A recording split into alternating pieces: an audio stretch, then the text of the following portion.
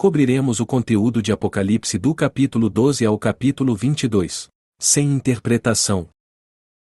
João vê uma mulher com dores de parto no céu. Um dragão está esperando diante dela, pronto para devorar o bebê.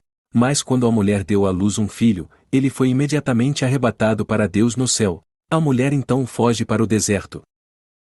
Há uma batalha no céu. Lemos o capítulo 12 de Apocalipse, versículos 7 a 9. Houve então uma guerra nos céus. Miguel e seus anjos lutaram contra o dragão, e o dragão e os seus anjos revidaram. Mas estes não foram suficientemente fortes, e assim perderam o seu lugar nos céus. O grande dragão foi lançado fora. Ele é a antiga serpente chamada Diabo ou Satanás, que engana o mundo todo. Ele e os seus anjos foram lançados à terra. O dragão irou-se contra a mulher e saiu para guerrear contra o restante da sua descendência, os que obedecem aos mandamentos de Deus e se mantêm fiéis ao testemunho de Jesus. Agora João vê uma besta subindo do mar, com 7 cabeças e 10 chifres. Apocalipse 13, versículos 1 e 2. Vi uma besta que saía do mar.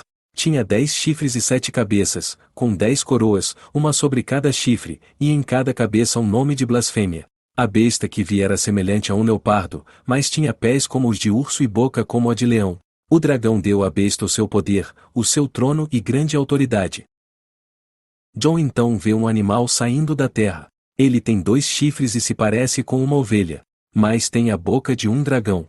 Apocalipse, capítulo 13, versículos 16 a 18.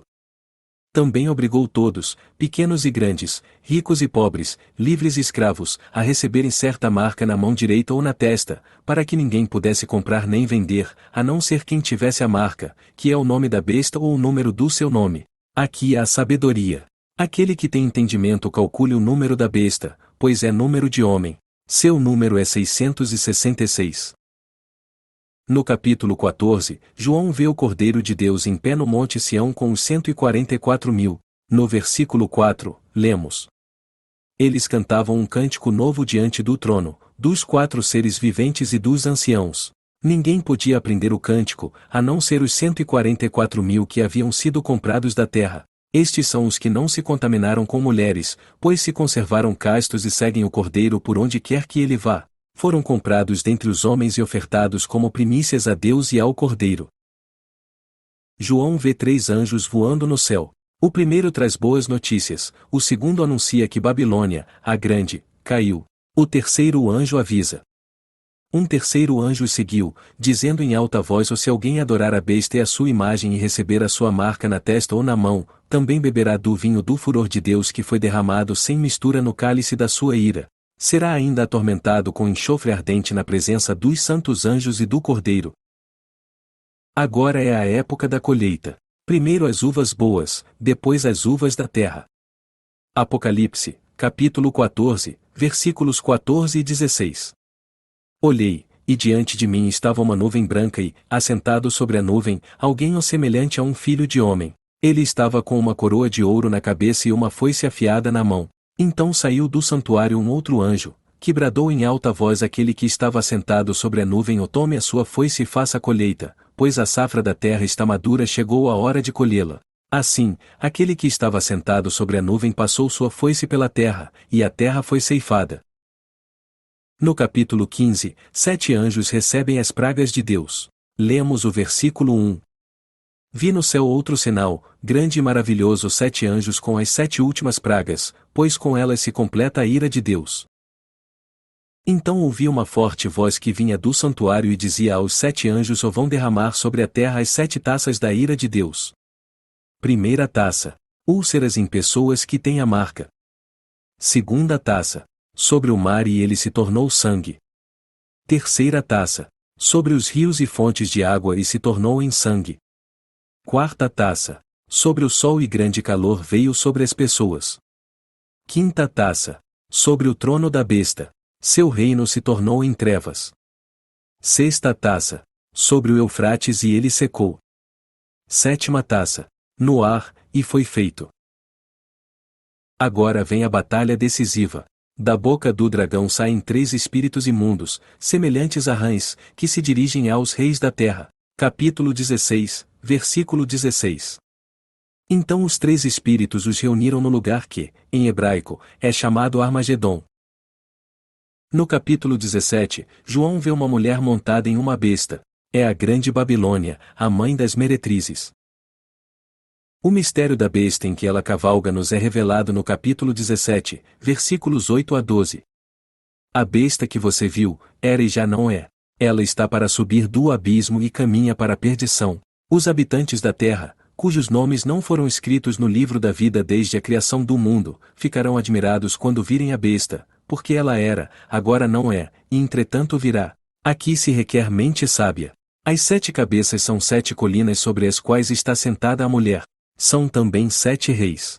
5 já caíram, um ainda existe, e o outro ainda não surgiu mais. Quando surgir, deverá permanecer durante pouco tempo.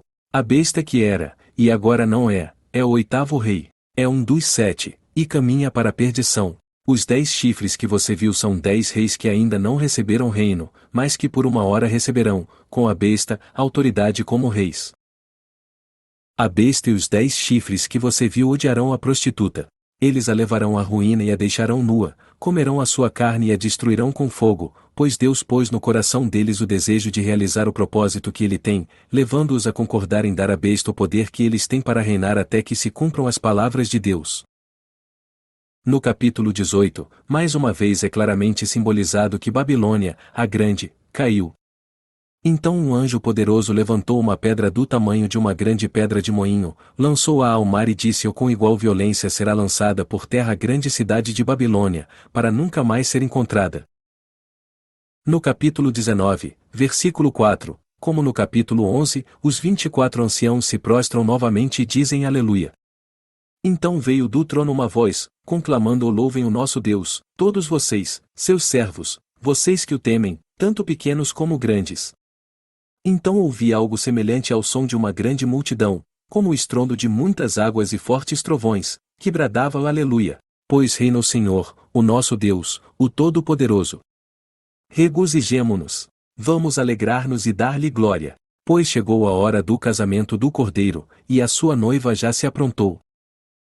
Agora, os cristãos fiéis recebem sua recompensa. No capítulo 19, versículos 8 e 9, lemos: Regozijemo-nos, vamos alegrar-nos e dar-lhe glória, pois chegou a hora do casamento do Cordeiro, e a sua noiva já se aprontou.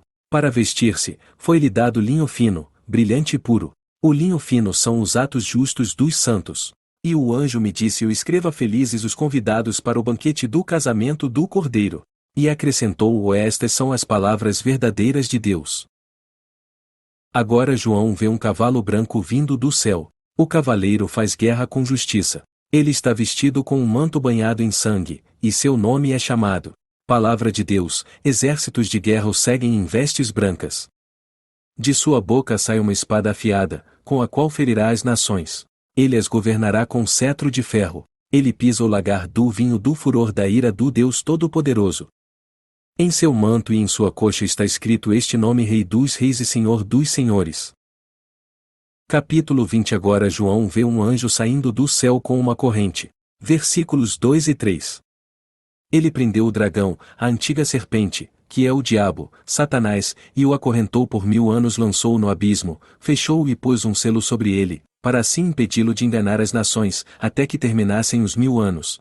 Depois disso, é necessário que ele seja solto por um pouco de tempo.